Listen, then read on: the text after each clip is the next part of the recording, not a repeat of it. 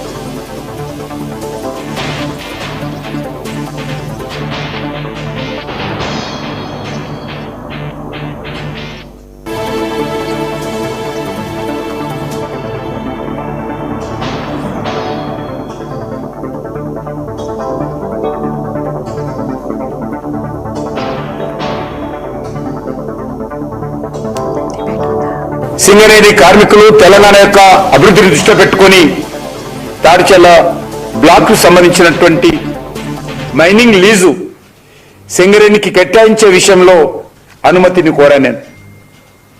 తెలంగాణ పట్ల చాలా చిత్తశుద్ధితో ఉన్నటువంటి ప్రధానమంత్రి గారు సానుకూల దృక్పథంతో ఉన్నారు కాబట్టే మరి ప్రధానమంత్రి గారు స్పందించి తాడిచెర్ల 2 సింగరేణి సంస్థకు ఇవ్వడానికి అంగీకరించారని ఈ సందర్భంగా మనవి చేస్తా ఉన్నాను. తాడిచెర్ల 2 కోల్ బ్లాక్ నేను ఈరోజే ఆ ఫైల్ మీద సంతకం చేశాను. ఈ యొక్క సంతోషాన్ని సింగరేణి కార్మికులతో, తెలంగాణ ప్రజలతో, ప్రజా సంఘాలతో, ఉద్యమకారులతో పాలు పంచుకోవాలనేటువంటి ఉద్దేశంతో ఈరోజు నేను అందరికి ఉద్దేశించి ఈ విషయం తెలియజేస్తా ఉన్నాను. ముఖ్యంగా సింగరేణిలో ఉద్యోగాలు పడిపోతా ఉన్నాయి, తగ్గుతా ఉన్నాయి, బొగ్గు ఉత్పత్తి తగ్గుతా ఉంది. సింగరేణి భవిష్యత్తు ఈరోజు ఆందోళనకరంగా ఉంది. సింగరేణి కార్మికులు ఎంతో ఆందోళన చెందుతా ఉన్నారు. సింగరేణికి రావాల్సినటువంటి బకాయిలు వేల కోట్లలో పేరుకపోతా ఉన్నాయి.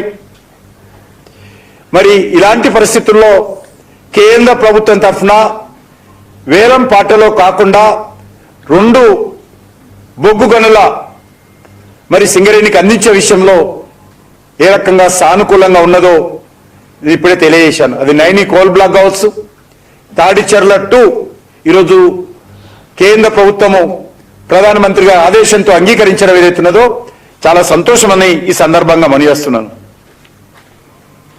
ముఖ్యంగా 182 మిలియన్ టన్నులు బొగ్గు ఉత్పత్తి చేసుకోవడానికి తాడిచెర్ల 2 కోల్ బ్లాక్ లో అవకాశం ఉంది. ఆ రకంగా ప్రతి సంవత్సరానికి 6 మిలియన్ టన్నుల యొక్క బొగ్గు ఉత్పత్తి తాడిచెర్ల 2లో సింగరేణి సంస్థ మరి ఉత్పత్తి చేయడానికి అవకాశం ఉంటుంది. ఇది కూడా 40 నుంచి 50 సంవత్సరాల పాటు సింగరేణి ఈ యొక్క తాడిచెర్ల 2లో బొగ్గు ఉత్పత్తి చేయొచ్చు. అన్నిటికంటే మించి ఇది అద్భుతమైనటువంటి గ్రేడ్ G80 అంటారు.